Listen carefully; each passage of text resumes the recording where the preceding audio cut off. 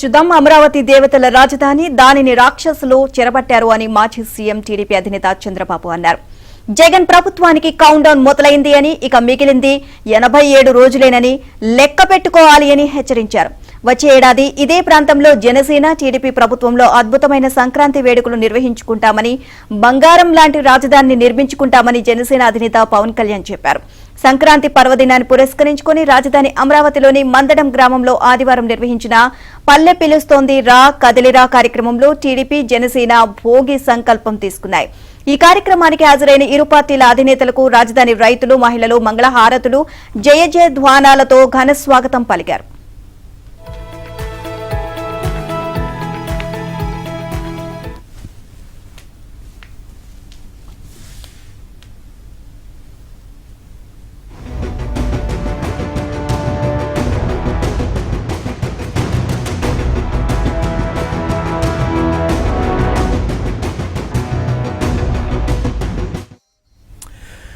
ఇక చంద్రబాబు, పవన్ భోగి మంటల్లో చీకటి జీవోల ప్రతులను వేసి తగలబెట్టారు. ప్రభుత్వం సృష్టించిన అధిక ధరలు, కరెంటు ఛార్జీలు, నిరుద్యోగ సమస్యలను అగ్నికి ఆహుతిచ్చి భవిష్యత్తుకు భరోసా ఇచ్చారు. రాజధాని మహిళలు వేసిన సంక్రాంతి ముగ్గులను పరిశీలించి వారిని అభినందించారు. సంప్రదాయ చిహ్నాలైన గంగిరెద్దులు, జోడెడ్ల బండిని పరిశీలించారు.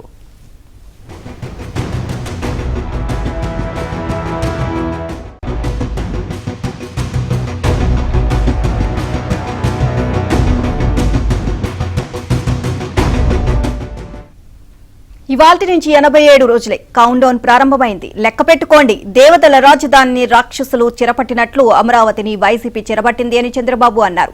అమరావతి మన రాజధాని అని, త్వరలో ఇక్కడ నుంచే పేదల పాలన మొదలు కాబోతోంది అని, ఇక్కడే రాజధాని ఉంటుంది అని టీడీపీ జనసేన భరోసా ఇస్తోంది అని స్పష్టం చేశారు. సంక్రాంతి రోజున అంగన్వాడీలను సీఎం జగన్మోహన్ రెడ్డి రోడ్డున పడేశారు అని, యువతకు ఉపాధి కల్పించేలా టీడీపీ జనసేన పార్టీ భరోసా ఇస్తుంది అని అన్నారు. ప్రతి ఒక్కరికి అండగా నిలిచే బాధ్యత ఈ రెండు పార్టీలదే అన్నారు.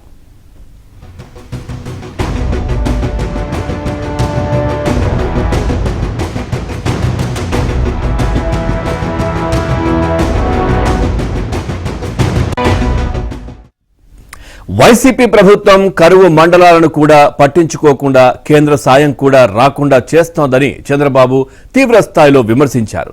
చీకటి జీవోలను మంటల్లో వేశామని, జగన్ అహంకారాన్ని కూడా మంటల్లో వేశామన్నారు. భస్మాసురునికి వరమిచ్చినట్లు జగన్ కు ప్రజలు ఓటేశారని, పోలీసులను తానేం అనలేను కానీ ప్రభుత్వం ఒత్తిడి వల్ల రాక్షసుల్లా పోలీసులు వ్యవహరించారన్నారు. ఇదే పోలీసులు మీకు జిందాబాద్ కొట్టే పరిస్థితి వస్తుందన్నారు. ఏపీలో జరుగుతున్న అరాచకాలను కోర్టులు కూడా ఏమీ చేయలేని పరిస్థితి నెలకొందన్నారు.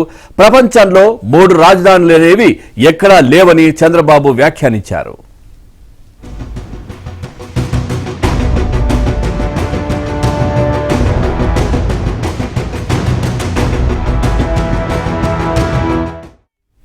తెలుగు ప్రజలందరితో పాటు 5 కోట్ల ప్రజల రాజధాని కోసం 33,000 ఎకరాల భూమి ఇచ్చిన రైతులకు పవన్ కళ్యాణ్ సంక్రాంతి శుభాకాంక్షలు తెలియజేశారు. రైతులను లాఠీలతో కొట్టి బాధలకు గురి చేశారని, రైతుల ఆవేదన, ఏడుపు తనను కలిచివేసింది అన్నారు. అందుకే టీడీపీ జనసేన కలిసి ఉన్నాయని, మీకిచ్చిన మాట నెరవేర్చేలా ముందుకు వెళ్తామని అన్నారు.